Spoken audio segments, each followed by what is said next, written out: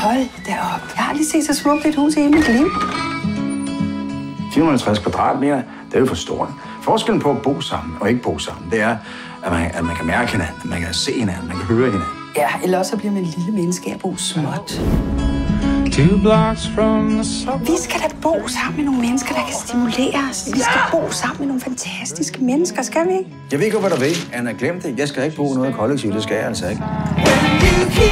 Det er sgu en morsom tanke at bo sammen med jer. Har du nogen penge? Det er hammer. Nå, ja, selvfølgelig.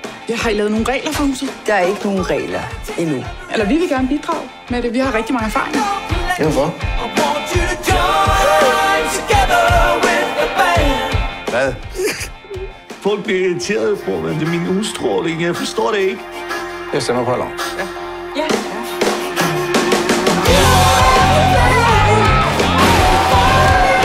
En opvaskemaskine. Hvorfor skal maskinerne komme over til mig? Et kollektiv.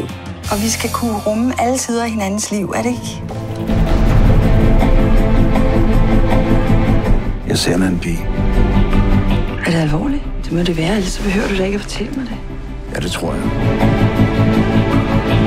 Ja, du skal gøre det, du skal gøre. Det, der føles rigtigt for dig. Men tag hende med. Jamen, så bytter vi værelser, så kan hun også være der. Hej. Du ligner jo en fransk kærlighedsfilm.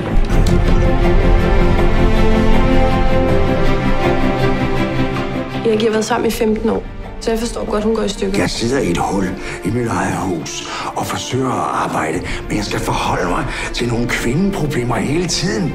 For helvede!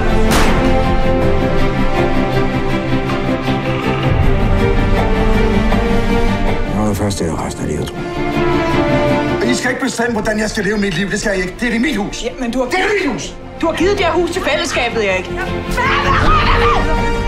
Mor, jeg tror godt, du kan klare det.